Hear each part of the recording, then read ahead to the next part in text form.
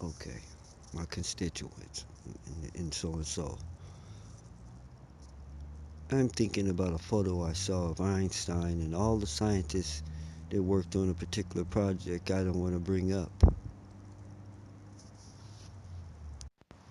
They were all distinguished gentlemen in their own rank, great minds. But one thing, the picture was boring. Their clothes were ruffled. Einstein was in the picture, so I don't even have to comment about their hair. In other words, it wasn't a spectacular shot. I've seen shots of baseball teams from back in the day, football teams from today.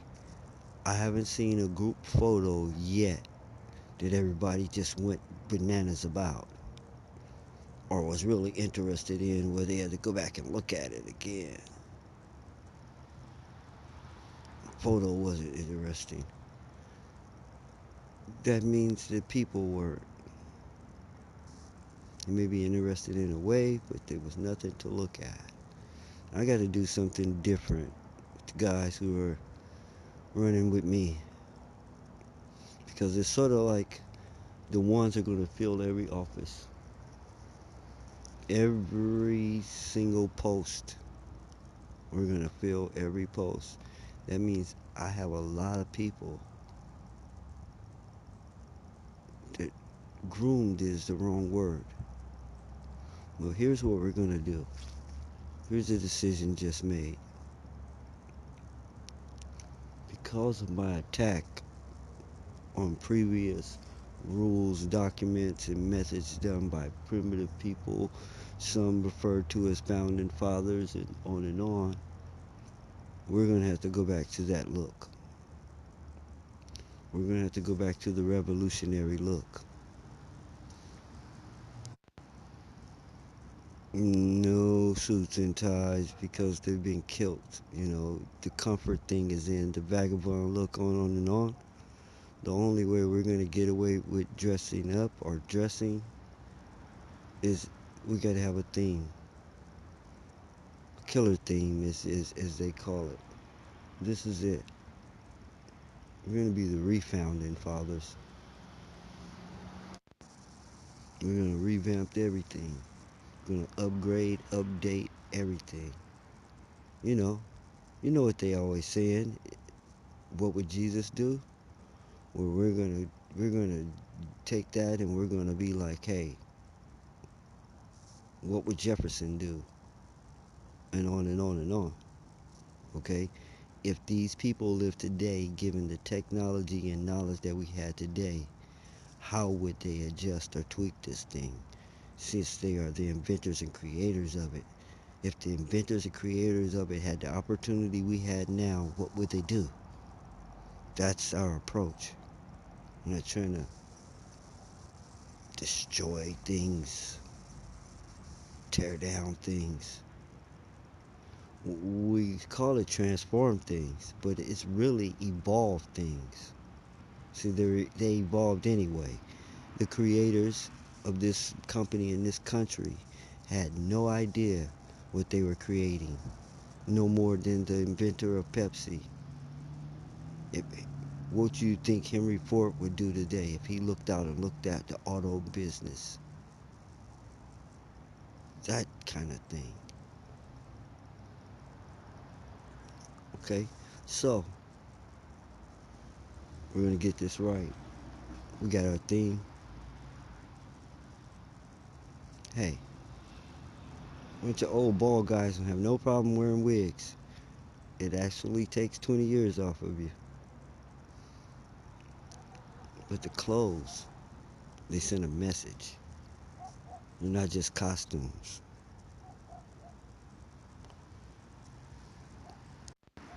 Soldiers wear uniforms. Teams like the ones wear uniforms. This particular group, the package has to say what is in the package. Okay, the label has to tell the ingredients. Okay, so they won't have to have a lot of questions when they see this image. When they see this image, they know what's going on. Don't make us start speaking old English for effect. We're going to get this done. So all aboard if you want to win. If you want your career to end, oppose the ones. We will oblige you. We will make everyone who knows of your existence think you're some kind of idiot, some kind of insane bag of issues that need to sit down in the corner somewhere and suck his thumb or her thumb or whatever. Oppose us. To be a clear sign you are for destruction. You are for genocide. You are for continuing this cesspool of existence. You're trying to maintain an evil, wicked machine. Something that has become corrupted. Something that was corrupt in its creation. It came about because of betrayal, mutiny, many words you want to call it. You can call it a revolution. But here's what it really was. What would you call it if I let you out of jail to come help me fight? And after we won the fight, I said you can go free. You know, and you said, okay, I can go free. And said, well, you can go back home and be a free person. You said, no, I don't want to go back home. This over here, that these people we fought, I want this place right here, where these people we defeated. Say, hey, well, we were fighting so that we can get this place. Well, we want this place. The only way I can fully start over is start fresh here. Can't go back home and start over. They got a rap sheet on me, a record. This is what went down. This is the argument. And so they rebelled against England. After England let them out of jail, some of these people had a death sentence. And they were pardoned to come over here and murder people and do whatever, all right? Clear the way. And they did what they agreed to do. And then they turned. You can't trust criminals. The criminals turned on England. Killed them, actually. Except for the few that ran off in the end. They defeated them. And when they came back, they killed more. And they kept killing them until they didn't come back. That's what you call winning a war. So the criminals won. And the criminals started a country. All of them weren't criminals. But the big body was. So when you talk about voting, criminals had the biggest vote. This part isn't told. It's like selective memory. They only tell the good parts that they want to tell. But check and see how many of the founding fathers had a criminal record prior to coming to America. Check their grandfathers, the ones that were born here. And you will see a correlation between the criminal element that exists now and the criminal element that created this, and how the criminals have always been there, how there's always been room for them to occur throughout time and flourish throughout time. See, you can't have crime stoppers if you have no crime.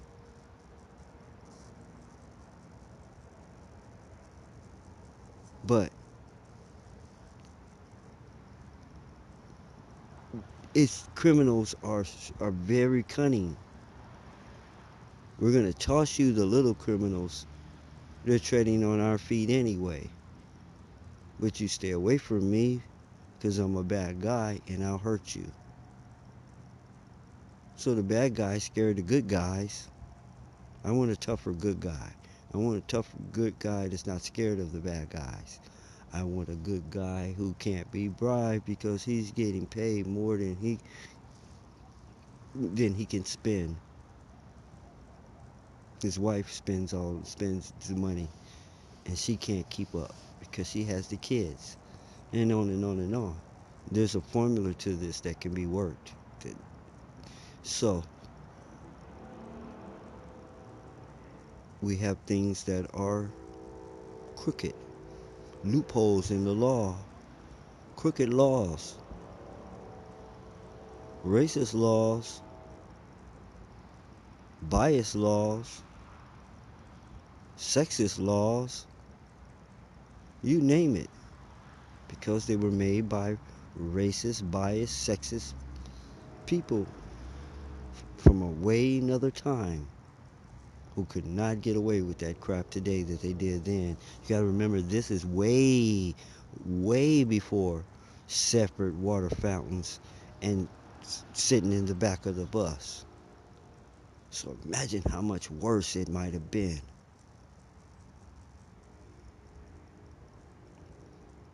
Those people from the separate water fountain days have to keep their mouth closed nowadays unless they've attained a lot of wealth. They're old, and people don't like, they see how they used to think as stupid. You know, you guys were a lot dumber back then, is what they're saying. Wow, old people don't like being called dumb. So when senility starts hitting, it is the hardest thing of all. They rather it was a massive heart attack. The mind is important. It's the reason for these notes, reason for everything we're doing. Not just unscrambling the mind, but preservation of your mind too. You don't want to lose it later. No one wants to lose their mind. Well, losing your memory feels like losing your mind. And it, in part, it is actually, that's what it is. See, thinking is the manipulation of memories. The act of thinking is called reasoning. So reasoning is taking the things you saw, heard, and felt, smelled, taste, and the data connected to them, and adding and subtracting and dividing and merging these sensations and thoughts, or whatever you want to call them. That's thinking. You come up with new combinations, new things. Is what you call imagination. To take images of things that you have saw and put them together in a way in your mind which you have never saw before, or no one has, to rearrange them any way you want to. You can make cars fly in your mind once you have an image of a car in the sky in your mind. That's thinking, what you call imagination, in too many words for the same thing. And I'm not condoning any of these words at this point, not even the word thinking or thought. I'm not saying that's what it is and what it should be called. I'm saying that's what you call it.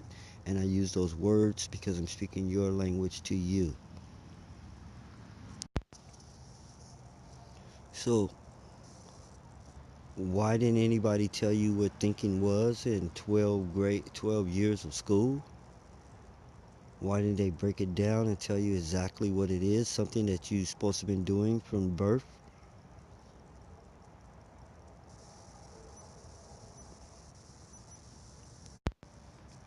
They're insane.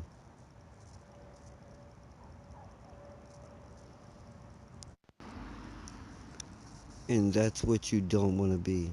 No one wants to lose their mind, and losing your memory feels like losing your mind. And it can be called that because you're losing your ability to think. That's not your entire mind. There are things beyond thinking,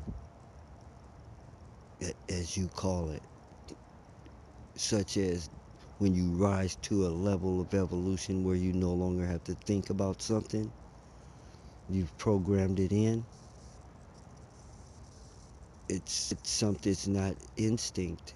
It becomes automatic. It becomes programmed reaction with no thought.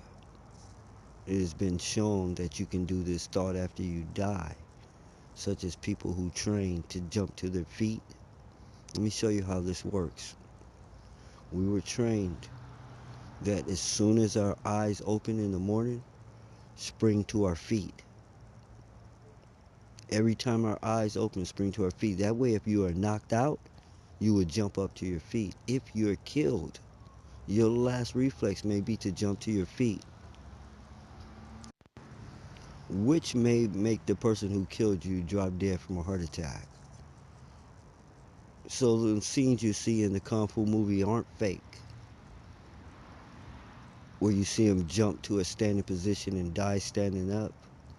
This is a lifetime of training that goes into this. So,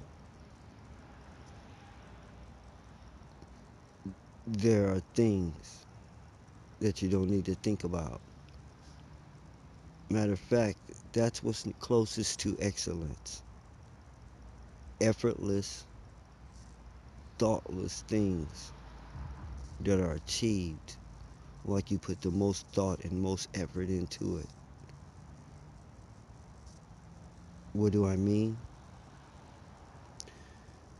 The pros make it look easy. You know it's hard, but they make it look easy. Like they're not even thinking about what they're doing. They're not even trying at all. Muhammad Ali looked like he was tapping the people, barely touching them, but he was really beating them up. Jordan looked like he was barely trying. On and on. The best ones make it look easy. This is what I'm telling you about. There are things that you can do without thinking about it. It is a state of evolution. There is something beyond your brain body mechanics that is, there's more to you than that. I, I keep, everything I say, I know you, I don't see the picture registering in your head, so I keep trying to explain it better. Let me explain. Your conscious mind is full of garbage, okay? What you call language, okay? All that's overkill need to be cleaned and erased. Because here's, that's what thinking is, okay? You're using all this learned information or inputted information. There is something beyond that. It doesn't call for you to think, okay? Above language is the universal language. What is it? The universal language is sensory language. What is sensory language? Image, sounds, sensations, vibrations. Okay? Everything has a vibration. Everything alive makes a sound, even if it's just a sound of motion.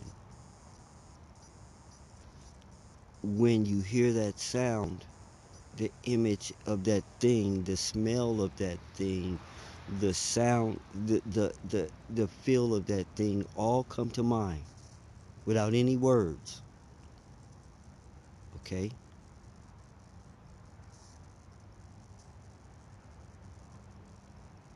Do you understand what I'm saying? You hear a big cat, you see a big cat.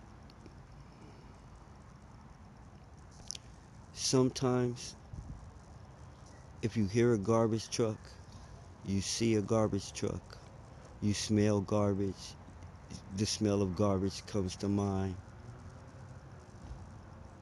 Garbage on your hands could come to mind, your last contact with garbage.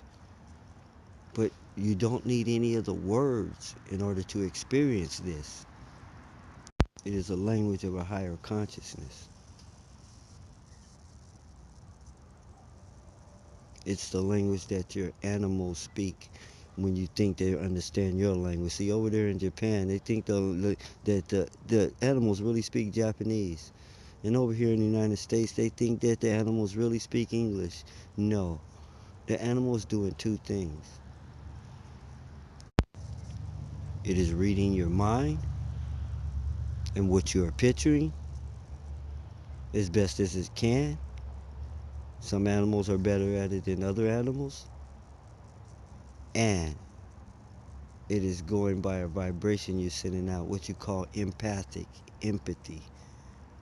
It can detect your emotional state or your state. Now, between these two, it's still a guess until it gets it right. When it gets it right, when it hears this sound next time or sees this face or whatever, it knows what you want. And you think that it's the words that you said to it that made it do it. But it figured it out from the picture in your head and the other vibrations you sent out. So it has nothing to do with language. If anything, it's telepathy. That's what animals are using on you. Animals are actually pimping you. They're actually, if you want to talk about intelligence, look at how it's going. You don't have the animal have you. You think you're some master creature and with dominion over the animal. Let me explain to you once again about Cody and Tippy and the little dogs that I've met. They knock on the door. A person gets up and runs and opens the door for them like they're their doorman. They get ready to go out. A person runs and opens the door for them like they're their doorman. They get ready to eat. Someone fixes their meals like they're their slave, their chef maid. They clean up after them like they're their help and they're the maid. They transport them to the doctor like they're their chauffeur. They pay for their medical expenses, okay? Shots, whatever. They pay all their bills. That sounds like a pimp to me. The dog doesn't work. It doesn't sweep the floor. It doesn't cut the grass. It doesn't do anything. But it costs. It doesn't do anything for you, and you do everything for it. Sounds like a pimp.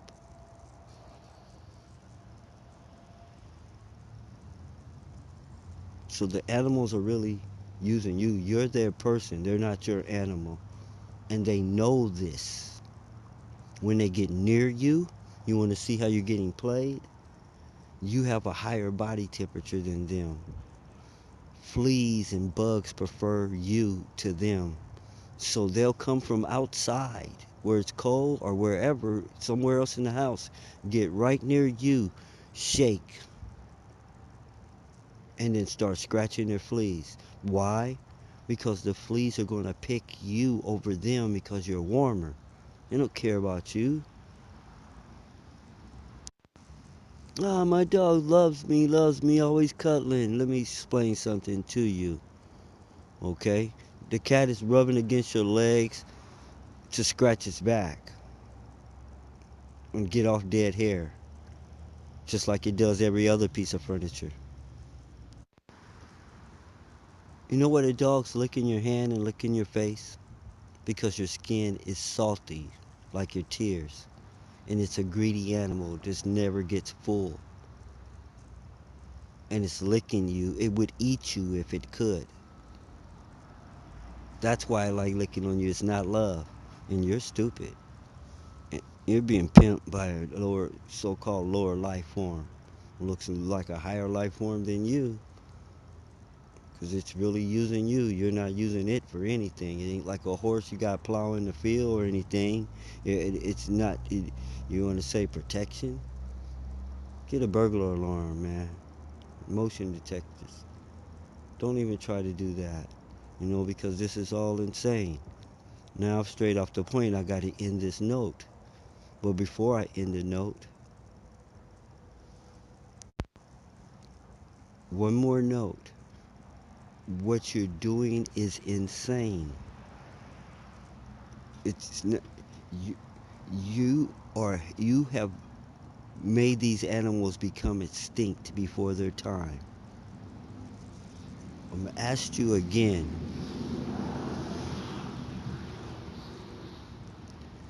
If fish live in the ocean and birds live in the tree in a nest, where do dogs and cats supposed to live? Because it's not at your house. You don't even remember, and neither do the dogs and cats. See what you've done to them in your insanity. You you not only displaced them, you made them weaker. When I was a child, you could not sneak up on these animals. They had heightened senses. They could smell you a mile away. They could hear you a mile away. I mean, down a long country road. Now, these animals, you're coming down the hallway and the dog goes, yep, yep, like you startled them. I'm like, how do you startle a dog? It's supposed to know I was coming. It's supposed to smell me or hear me something. It's because the senses are becoming numb as they become what you call more intelligent. See, you give and you get, and you get. All right, for everything you gain, you lose something. So they're losing their senses as they become like you, what you call more like you. You're killing these animals. You killed them. And you want to do it to the rest too. You want to put the bird in a cage when you know birds supposed to fly free, but you want to play God over something. You know, kick the dog. No matter what you do to the dog, it's still gonna come back to you. You got the power of life and death over them. If you don't feed them, they starve. The fish, the bird, the dog, the whole deal. Why don't you just go back to the jungle if you want to be around these creatures? Don't try to bring the jungle and the forest to you. It's not healthy. In the forest and the jungle, they have a natural cleaning system that takes care of stuff, not in your house. Your house is not made for bird shit and dog shit and cat piss. And on the wood, it's not, no. It's not like the trees outside. It doesn't get rained on and washed off. It just seeps in. But I don't want to get off on that.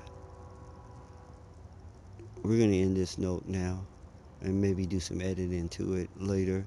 Or these notes might be presented in the raw so no one would think that they've been tampered with, which is going to be really uncomfortable for some. This note must be cross-referenced with all other notes that were mentioned.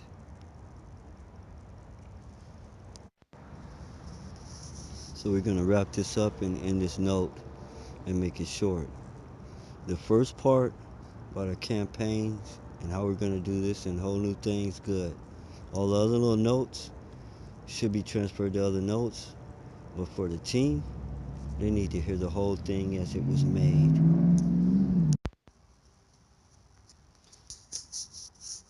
That's it for now. Sigh. Save yourself. SY.